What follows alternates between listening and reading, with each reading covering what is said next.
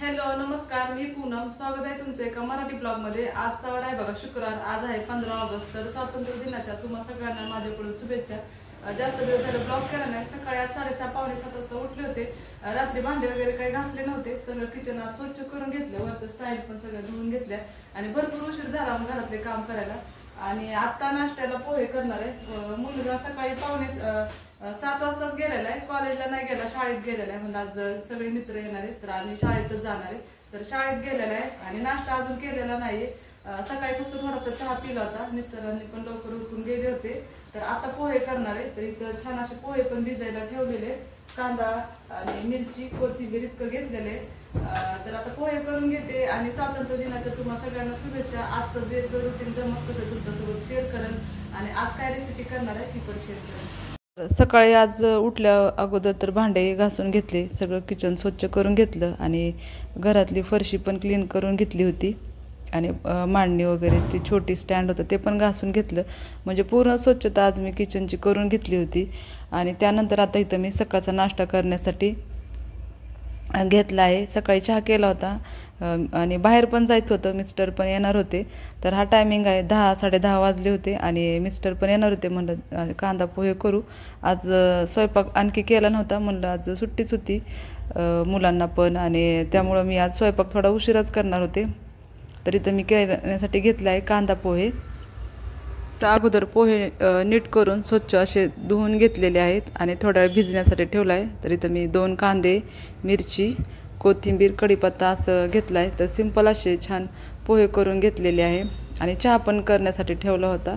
तर कांदा पोहे पण असे इथं करून घेतले होते आणि मिस्टर पण आले होते तर त्यांना पण इथं कांदा पोहे दिले. मी पण खाल्ले आणि मोठ्या मुलाला पण दिले होते. बारका मुलगा शाळेत गेला होता, आणखी आला नव्हता.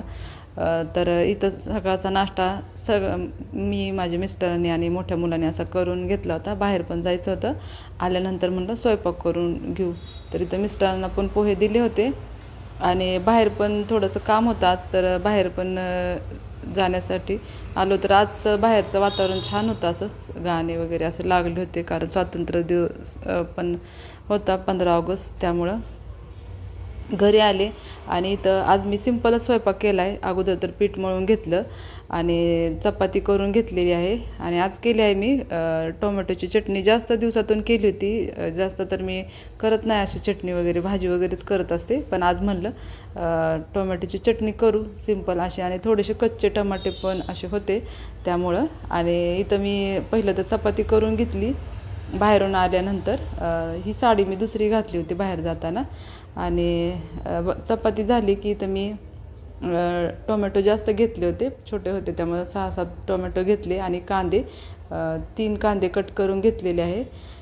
तर इथं मी मिरची, लसूण, शेंगदाणे अगोदर तव्यामध्ये भाजून घेतलं होतं. चपाती झाली की लगेच मी इथं भाजून घेतलं होतं सगळं, थोडंसं तेल टाकून मिरच्या अशा भाजून घेतल्या आणि चटणी करण्यासाठी तर सगळी तयारी करून घेतली. तर लसूण, मिरची आणि शेंगदाणे, कढीपत्ता एक घेतला होता.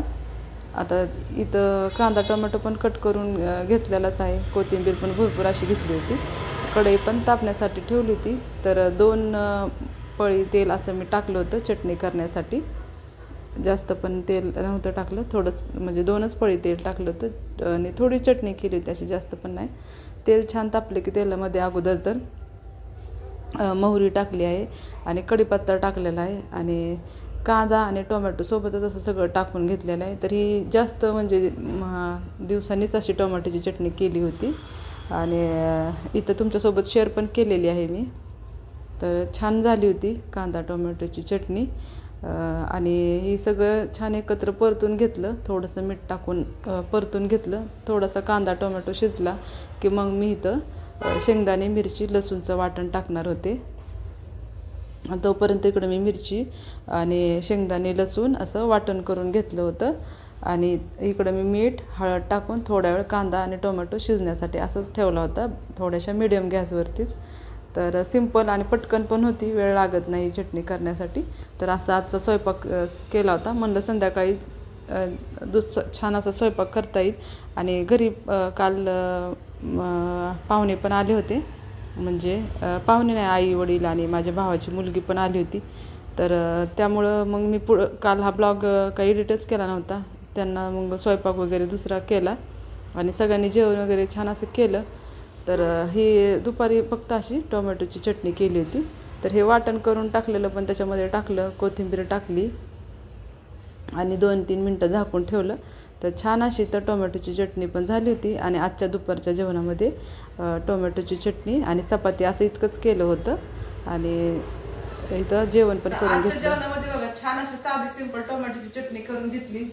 कच्चे पण होते आणि त्याची आज चटणी पण केलेली आहे. आणि छान अशी आज पहिल्यांदा रेसिपी शेअर केली असेल टोमॅटोची चटणीची.